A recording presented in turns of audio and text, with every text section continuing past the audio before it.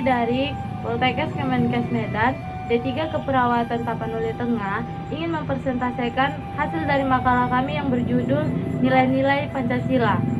Sebelum kami memulai, kami memperkenalkan diri. Nama saya Anggita Nestari Manado. Saya Hanwati Nehe. Saya Natasha Ramayana Spautar. Saya Nur Haida Koto. Saya Yesenia Imelda Huta Barat. Definisi Pancasila. Pancasila adalah dasar kesatuan negara kesatuan Republik Indonesia. Proses lahirnya Pancasila menjadi sejarah yang tidak akan pernah terlupakan oleh bangsa Indonesia. Kata Pancasila berasal dari bahasa Sanskerta. Panca berarti 5, sila berarti prinsip. Pancasila berarti 5 asas atau 5 dasar atau 5 sila. 5 sila tersebut yaitu: yang pertama, ketuhanan yang Maha Esa; yang kedua, kemanusiaan yang adil dan beradab; yang ketiga, persatuan Indonesia; yang keempat, kerakyatan yang dipimpin oleh hikmat kebijaksanaan dalam permusyawaratan perwakilan; dan yang kelima, keadilan sosial bagi seluruh rakyat Indonesia. Masing-masing sila mengandung nilai yang menjadi pedoman bagi bangsa Indonesia.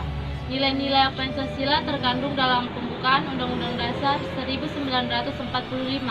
Secara yuridis memiliki kedudukan sebagai pokok kaidah negara yang fundamental. Adapun pembukaan Undang-Undang Dasar 1945 yang di dalamnya memuat nilai-nilai Pancasila yang bila mana dianalisis makna yang terkandung di dalamnya tidak lain merupakan derivasi atau penjabaran dari nilai-nilai Pancasila. Nilai-nilai Pancasila. Suatu dasar negara akan kuat apabila dasar tersebut berasal dan berakar pada diri bangsa yang bersangkutan. Nilai-nilai Pancasila diungkapkan dalam 2 nilai. Yang pertama, kedudukan nilai, norma, dan moral dalam masyarakat. Kedudukan nilai dalam masyarakat. Kehidupan manusia dalam masyarakat, baik sebagai pribadi maupun sebagai masyarakat, senantiasa berhubungan dengan nilai-nilai, norma, dan moral. Nilai adalah suatu yang berharga, berguna, indah, dan memperkaya batin yang menyadarkan manusia akan harkat dan martabatnya. Mengidentifikasi nilai-nilai yang terdapat dalam kehidupan masyarakat ada 6 macam. Yang pertama, nilai teori adalah untuk mengetahui identitas benda dan kejadian yang terdapat di sekitarnya. Kedua, nilai ekonomi adalah pemanfaatan benda-benda atau kejadian yang mengikuti nalar efisiensi. Yang ketiga, nilai estetik adalah mempelajari sesuatu yang indah.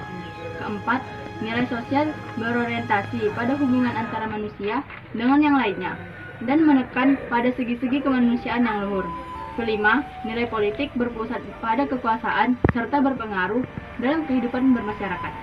Keenam, nilai religi adalah manusia menilai alam sekitarnya sebagai wujud rahasia kehidupan dan alam semesta. B. Kedudukan norma dalam bermasyarakat. Norma adalah petunjuk tingkah laku yang harus dijalankan dalam kehidupan sehari-hari berdasarkan motivasi tertentu. C. Kedudukan moral dalam bermasyarakat. Moral adalah ajaran tentang hal yang baik dan buruk yang menyangkut perilaku manusia. Seseorang yang taat dan patuh pada aturan-aturan, kaidah, dan norma yang berlaku dalam masyarakat, dia sudah dianggap sesuai dan bertindak benar secara moral. Yang kedua adalah nilai-nilai Pancasila dalam sosio-budaya bangsa Indonesia. Yang pertama, nilai ketuhanan yang Maha Esa. Sebagai sila pertama menjadi sumber pokok nilai-nilai kehidupan yang menjiwai, mendasar, serta membimbing perwujudan kemanusiaan yang adil dan beradab. Penggalangan persatuan Indonesia yang telah membentuk Republik Indonesia yang berdaulat penuh, bersifat kerakyatan yang dipimpin oleh hikmat kebijaksanaan dalam permusyawaratan perwakilan, mewujudkan keadilan sosial bagi seluruh rakyat Indonesia. Hakikat pengertian nilai-nilai di atas sesuai dengan pernyataan dalam pembukaan Undang-Undang Dasar Negara Republik Indonesia tahun 1945, yaitu keyakinan atas berkat rahmat Tuhan Yang Maha Esa. Dalam sila pertama ini tercakup nilai religi yang mengatur hubungan negara dengan agama, hubungan dengan manusia, dengan Sang Pencipta, nilai yang menyangkut hak asasi yang paling asasi. Yang kedua, nilai kemanusiaan yang adil dan beradab. Dalam sila ini merupakan norma untuk menilai apapun yang menyangkut kepentingan manusia sebagai makhluk Tuhan yang mulai dengan kesadaran martabat dan derajatnya. Nilai-nilai dalam sila ini adalah refleksi dari martabat serta harkat yang memiliki potensi kultural. Menurut sila ini, setiap manusia Indonesia adalah bagian dari warga dunia yang meyakini adanya prinsip persamaan hak dan martabatnya sebagai hamba Tuhan. Dan yang ketiga, nilai persatuan Indonesia. Sila ketiga ini meliputi makna persatuan dan kesatuan dalam arti ideologis, ekonomi, politik, sosial budaya, maupun keamanan.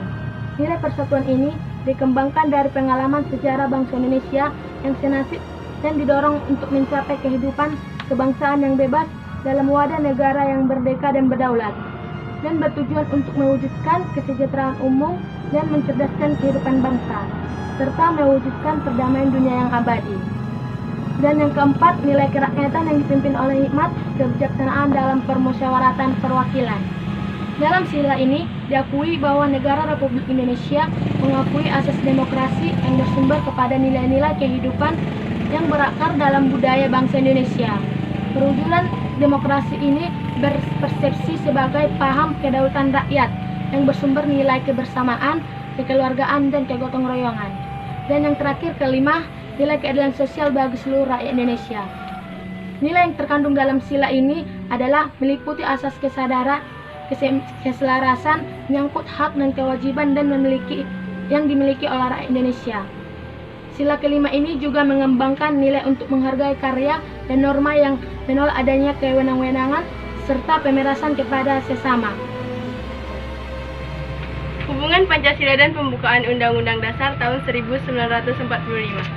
Dalam sistem tertib hukum Indonesia, penjelasan Undang-Undang Dasar tahun 1945 menyatakan bahwa pokok pikiran itu meliputi suasana kebatinan dari Undang-Undang Dasar Negara Indonesia serta mewujudkan cita-cita hukum yang menguasai hukum dasar tertulis dan hukum dasar tidak tertulis. Selanjutnya, pokok pikiran itu dijelmakan dalam pasal-pasal Undang-Undang Dasar tahun 1945. Maka dapatlah disimpulkan bahwa suasana kebatinan Undang-Undang Dasar tahun 1945 tidak lain dijiwai atau bersumber dasar filsafat negara Pancasila. Pengertian inilah yang menunjukkan kedudukan dan fungsi Pancasila sebagai dasar negara Republik Indonesia. Oleh karena itu, secara formal yuridis Pancasila ditetapkan sebagai dasar filsafat negara Republik Indonesia. Maka hubungan antara pembukaan Undang-Undang Dasar tahun 1945 dengan Pancasila bersifat timbal balik. Di antaranya sebagai berikut. Yang pertama, hubungan formal. Dengan dicantumkannya secara formal di dalam pembukaan Undang-Undang Dasar tahun 1945, maka Pancasila memperoleh kedudukan sebagai norma dasar hukum positif. Dengan demikian, kehidupan bertatanegara tidak hanya bertopang kepada asas-asas sosial, ekonomi, politik, akan tetapi dalam perpaduannya dengan keseluruhan asas yang melekat padanya, yaitu perpaduan asas-asas kultural, religius, dan asas-asas kenegaraan yang unsurnya berdampak pada Pancasila. Berdasarkan tempat terdapatnya Pancasila, secara formal dapat disimpulkan sebagai berikut. Yang pertama, bahwa rumusan Pancasila sebagai dasar negara Republik Indonesia adalah seperti yang tercantum dalam pembukaan Undang-Undang Dasar tahun 1945 alinea 4. Yang kedua, bahwa pembukaan Undang-Undang Dasar tahun 1945 berdasarkan pengertian ilmiah. Yang ketiga, bahwa dengan demikian pembukaan Undang-Undang Dasar tahun 1945 berkedudukan dan berfungsi selain sebagai mukaddimah dari Undang-Undang Dasar tahun 1945 dalam kesatuan yang tidak dapat dipisahkan. Yang keempat, dengan demikian Pancasila dapat disimpulkan mempunyai hakikat, sifat, kedudukan, dan fungsi sebagai pokok kaedah negara yang fundamental.